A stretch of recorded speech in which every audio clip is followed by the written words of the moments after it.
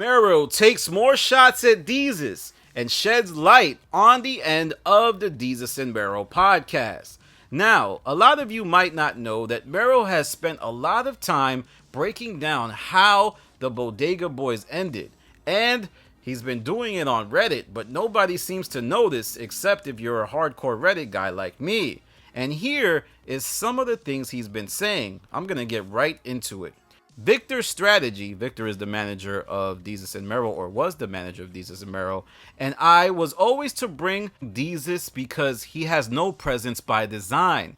He's the strategy, writing, ideating guy. Victor's strategy was to take no money from sponsors until we got one or two good fits as sponsors. Victor developed a business relationship with Cash App that was paying $1 million a quarter to podcast weekly or bi-weekly. No pressure, no ad reads, none of the stuff y'all hate about podcasts. Now, I was live on IG last night, and Garrett McManus was the guy in charge of the account.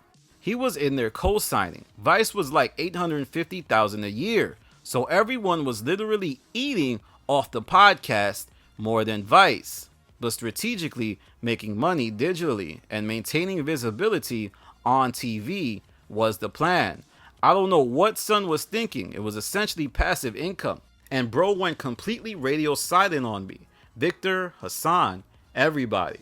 So I guess here Mero is talking about the end of what happened with the brand and how Desus began to move funny in his eyes. A little bit before that, Mero highlights how Victor had a tough time at Showtime because he was managing the personalities of Jax Media, which was the third-party company that they brought on to execute the show.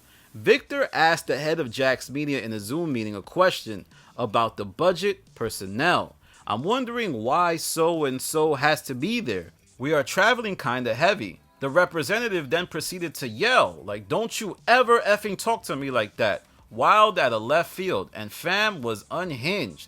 Bro must have had a bad day at home. Regardless, that was something crazy to say in a room full of people. So rather than be a scary black man tyrant and punch the dude in the face, he went to HR. HR that reported to Jax Media. So it was a joke. 2 other black employees are also suing Showtime similarly. This is all public record.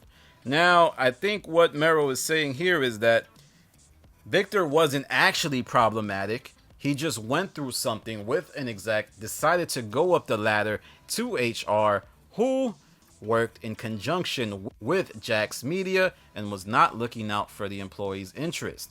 I mean, you should have known that. A little bit later, Mero highlights another incident that revealed some of the backroom dealings at the Desus and Mero Showtime show with Jax Media. Jax made me fire someone because she would come into work 2 hours late, smashed off perks and bison grass vodka. I'm an easy guy to assist, so I wasn't tripping. She was cool, but we spent mad time together, and she definitely was vengeful. I ain't have the heart to say Jax wants me to fire you. I said nah, but they said I don't got a choice. So Victor reluctantly did it when I asked him to, and he just ripped the band-aid off. Shorty hated him ever since, and the sources were all people who would have elevated 3 positions with Victor gone. They ain't have the grounds to fire him because he really ain't do nothing. He was in his office watching the show data and playing Mario Kart like twice a week. Nothing terrifies undeservedly rich white people more than a dude in a tech suit that can code switch and knows what he's talking about. That's the reality of the whole Showtime saga. And a little bit later after that, Mero directly responds to a passive-aggressive dig by Desus when he liked a tweet that said, I don't know, from this clip, it seems like Mero let it slip that he admits Desus was the more sought-after talent. Mero directly responds to that on Reddit and says, my guy, I've said this 1,000 times. The plan was to do both, never to abandon TV. That would have been stupid at the time. But to have all y'all eggs in one basket, if a show goes away, you're absolutely effed no matter what decision you made. And after that, Mero says that Victor yelled about protocols not being followed after coming in testing positive the next day. So he's, of course, COVID protocols were an issue.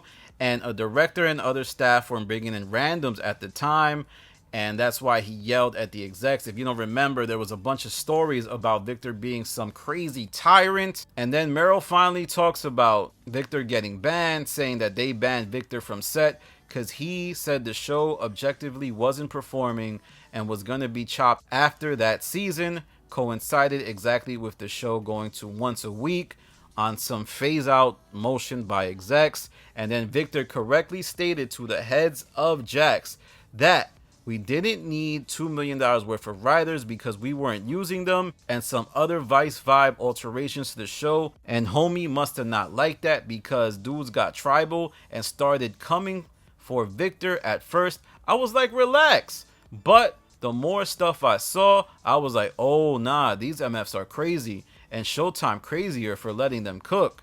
After that, Mero then highlights how one of the people who claimed Victor was harassing them was cool, but she did have issues, fam. I can't sit up there and lie about why she said that. I seen Jax line producer scream at her before and make her cry, but she never mentioned him. Same guy that fired the kid in the break room. Son left in tears, hysterical. When they asked me to fire Shorty, I was like, huh? Why me? But I guess the optics of an old white guy yelling at a young white girl was not good.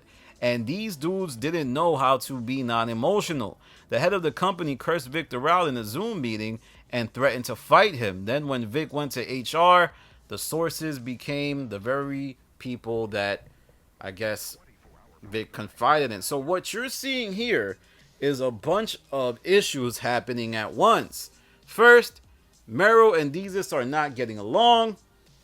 Mero and Desus seem to have a different vision for the company, with Mero prioritizing digital and Desus prioritizing TV opportunities, and Mero thinking that, oh, you shouldn't have all your eggs in one basket. We should be doing digital. We should be doing TV, because if one thing goes away, it will fall apart. And then on the other side, you have Jax Media, this third-party production company that isn't seeing eye to eye creatively with Desus and Mero, or maybe just Mero. Maybe they like Desus more, and they're making decisions that Desus and Mero don't like. And then you got Victor in the background, who's their manager, saying that this is terrible, this isn't the Vice-like feel, and that started to cause friction between all the parties, and they started to throw each other under the bus. And this is all happening on top of a shaky foundation that is the dynamic between Desus and Mero. So now we're getting real detailed information about what was going on. And if I'm watching this, there was a lot of stuff that went on here that I don't think we need to miss. We need to analyze this because Mero revealed some numbers. He was saying that Cash App was paying the podcast $1 million per quarter, and you mean to tell me, oh man, they say I do this every video, but Joe Budden got a Cash App sponsorship at the same time. Was he getting $1 million per quarter as well? Let's do the science. Wake it up, Worry More. Did you know that? I don't know if you do that. I'm just saying, they probably did the same deal with everybody in podcasting. But anyway, I'm not here to talk about Rory more than Joe. Just do the science. I'm a mad scientist. I'm crazy. But this reveals a lot of insight. And it's interesting that Mero is doing this on Reddit because nobody knows this is happening. This was like 5 months ago. I didn't even peep this. And there's a lawsuit going on as well at Jax Media, Showtime. I don't know, allegedly. We'll do the science on that a little bit later. That might involve legalities. So, look at this Mero and Desus thing. There's a lawsuit. Desus cut Mero off. Victor was told to never talk to an exec again in a very aggressive manner. Oh man, this is getting juicy.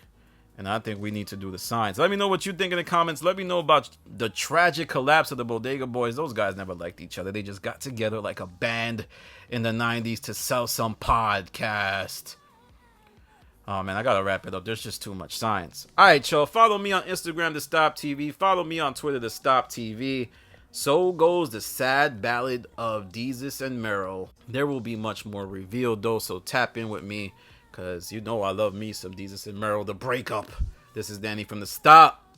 Peace.